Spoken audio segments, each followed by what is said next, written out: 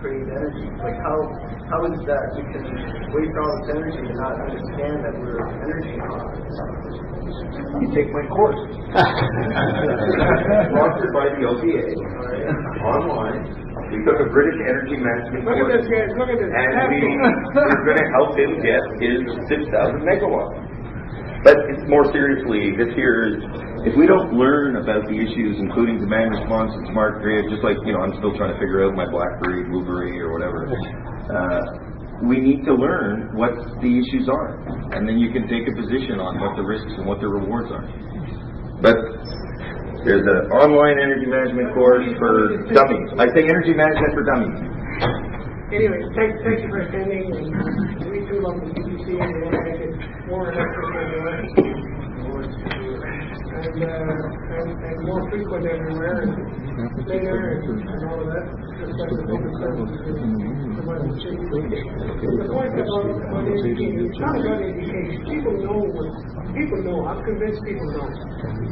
You don't care, but it's not because you don't know, because you have no incentive. So there is a policy of individually metering every apartment. Once you start paying for electricity bills, you start paying for it. Start paying. So you can support that and the American Charity or a health The cost of the solar would probably be about 80 cents per kilowatt. Hydro or solar. What is better? There you go. Fan for wind turbines. A fan for solar. Remember, folks? Portfolio. Symphony. It works best together. And every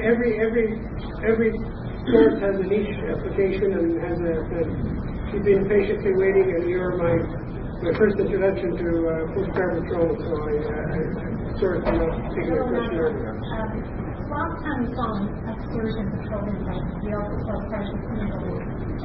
So my question is, how isolated is the price of electricity from the price of it's becoming in some ways closely connected because of the natural gas. Natural gas is the link between international energy commodities and electricity. Wind is not an international commodity, nor is solar, nor is hydro, nor is nuclear, because it's produced and sold where it's made and consumed. Natural gas is a continental product and may become international product through the liquefaction and gasification of gas. But oil and gas is starting to separate as well. So there may be some decoupling of the international energy prices. But you get long-term substitution effects. If electricity becomes very differently priced than gas or oil, people will switch from one to the other. You can heat water using any of them. You can do industrial processes using any of them. So there's some connection over time. So is it mostly the capital cost? I mean, in terms of operations, there's, I imagine, a certain amount of cost associated with maintenance and those kinds of things. I mean, infrastructure, concrete, steel, those are all priced on transportation. Yes. Petroleum plays a very big role in most of the products we use. Is that the point you're going to make? Yeah, I think part of it is that the electric vehicles are premised on the decoupling. So they're saying as petroleum prices rise, electricity prices will be relatively That's probably a good premise, because you can make electricity from many things that are not oil related. You can make it from falling water, from blowing wind, from uranium, from coal, from natural gas. You can make electricity from many sources. Oil is much more limited to commodity oil. So the decoupling is possible based on the diversity of sources. Any other questions on back to transportation? Any views on transportation? Has the Ontario Power Authority done a study comparable to that in the U.S.? Pacific Northwest Laboratory did a study in 2007 on the ability of the U.S. grid to absorb the usage of plug-in hybrid and electric vehicles. A study came out and concluded that over 70% of the entire light duty vehicles in the United States to basically plug into the grid without any major capital infrastructure improvement. The 40-page study, which I thought was very well done. Has the Ontario Power Authority done anything like that? We are aware of some of these studies. We shared this conclusion just before you arrived, that indeed is directionally what we think, with one exception. There would be investments necessary at the distribution level, at the Toronto Hydro level, at your house, at your distribution area. So the grid, the big grid and generation sources are unlikely to be affected very much. You can accommodate that, particularly if there's control of timing of when you charge and when you discharge. But it's where you plug it in that find bottlenecks and stresses that need upgraded in the infrastructure. Sort of the last mile of the last 10 miles, let's say. That will be where the investments are likely to be more extensive. But the big grid is used, it absorbs dishwashers and fridges and heaters and many other applications that are not very different than electric cars. And computers are taking a lot of electricity, televisions. So cars they appear to be a big thing, but they're not as big as many of the other things that we've experienced over the years.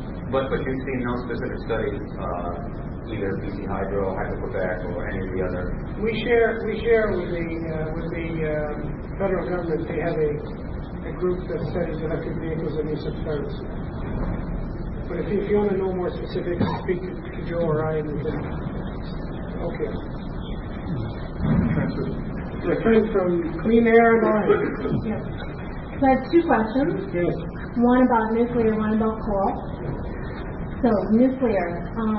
We know that the new proposed Darlington reactors, the new builds, are very, very expensive. And the province has now asked the federal government for subsidies because they're so expensive. Much more expensive than renewable energies. And I'm wondering why, if it's so expensive, why not move to the lower cost options, reduce our demand substantially, and move toward a more green renewable energy grid? And do you think that the federal government should really be subsidizing Ontario's nuclear plants? And if so, then should we be subsidizing nuclear plants in Alberta and Saskatchewan as well? So this is yes, no, no, no, and anybody remembers the sequence of yes? Do you want to? Should I ask the coal question now? No, let's just take the nuclear question. You started by saying you know what the cost of the Darlington nuclear new build is. I don't. Well, I thought the bid came in at $26 billion. If that's what you thought, that's. Well, what do you mean? I don't know that. You haven't seen the bid price? Well, that's what Smitherman and that's what the media had talked about for months. With all respect to the media, where's my friend from the media? McGrath, where are you? He left, eh? The Toronto Star quoting. No, not being facetious. There are codes, and you don't know what the code is for and what it's the price for. There's more to it than one price, one product. It's more complicated than that. So I don't know. This is an Infrastructure Ontario bid, and I don't have any access to that. We don't have the access. So I don't know. And whether it is higher price or lower price, I suspect it will be higher price than some, but lower price than others. But the product is different. Coming back to exploiting the strength of each product. Nuclear can be built closer to residential areas or closer to central areas, to GTA. If you build at Darlington, you will not need as much transmission as you would building wind and solar elsewhere. That needs a lot more transmission. I'll get back to you in a minute. Unless it's a point on this. On nuclear, building nuclear close to residential. I know Canada has never had a war on our soil, but we've seen outside the first things that are targeted are the power stations. Is it wise to build nuclear close to a population center? That's a different story altogether. Let's stick with economics. That's hard enough. So the cost would be higher than some, lower than some. Can we get a good bid? Ontario's strategy now is to get a good bid on nuclear power. if you think carbon would be a part of the energy picture and the environmental picture going forward, I mean, the name of your group is Post-Carbon Toronto. So I'm assuming you all at least are aware of the carbon issues in Toronto and in Ontario. And nuclear is not a low carbon energy source, though. I mean, that is a statement or a question? That's a statement. That is very open to debate. That you're making the assumption that it's low carbon, and I would deny that. I'm making the assertion that it's low carbon. Yeah. Life cycle is low carbon. Operating is low carbon. And we can get studies on that, and we can, I mean, whether studies... There are many studies that have been done on that. And the full life cycle is not low carbon. It is. The operating is maybe low carbon. And life cycle is low carbon. I'd be happy to send you stuff. Yeah, if you'll read it, I'll send you. Sorry? Yeah. The life cycle study. Half-life of the byproducts of the nuclear. That's a good point. And why are we building them when there aren't any facilities to take care of the waste products from nuclear plants? Unless they put them in depleted uranium in Iraq or Afghanistan as a result of the weaponry they use with depleted uranium. Well, I won't take on the second half of your question. The first part of the question is a very good one. Why build nuclear? Why operate nuclear if we don't know what to deal with the waste? Is that your question? Exactly. And the issue is, there is an organization called Nuclear Waste Management Organization. Are you familiar with them? Or It hasn't found a solution for a long time. Run by industry. and what have they done? It hasn't found a solution for nuclear waste. For decades it has been twiddling around. What about decommissioning the plants? Yeah. Nuclear Waste Management Association can only find solutions for waste from existing plants. They actually have no idea, and it's not even in their mandate, to look for solutions for plants that will be built in the future. They indicate that the concept they're developing can be used for future storage. The mandate, you're correct, is to deal with the waste already existing. And have they found a solution or not? They have concepts. They have concepts that are approved by the regulator, concepts that are approved by government. They have money in the bank to deal with it. You may agree or disagree with the With all due respect, sir, let me tell you, I am mortal, you are mortal, but nuclear waste is immortal. It will be here long after your bank son is dead. On that we agree. Well, if you agree with that, then why do you want to take on a fight with an immortal enemy? On that we agree. It's like fighting with the devil who doesn't die. Because CO2 is also immortal. Not that immortal. It is immortal even more so. It's even more so. When you put that in the atmosphere, it stays there for Look, decades. you are on the right track. I agree CO2 is not good. Actually, I want to What would make you choose something is to avoid a worse story. accept my gift. Thank you. And please read it out to everybody what it says. Our future carbon and the jaws of carbon and uranium. I completely understand that, sir, and I'm not stopping his right to speak, but I am indicating that the level and the number of people that want to speak would demand that we don't go on too long. That's it.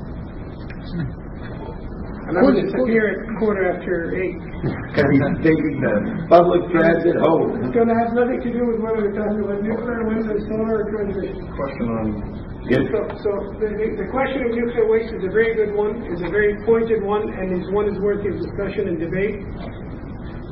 And why we do nuclear, it is because of the features that it brings. If society thinks it's not an option that should be pursued, we shouldn't build it.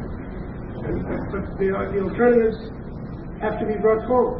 an excellent replacement for nuclear is geothermal, and a good example is hydrothermal. Toronto, through Enwave, it's the Deep Lake Water Cooling Project off the Toronto Islands. You have 3 giant pipes, and they removed the need for a natural gas plant, which would have been needed to handle all the air conditioning in the downtown core. So here you are in Ontario. We have Lake Ontario, Lake Erie.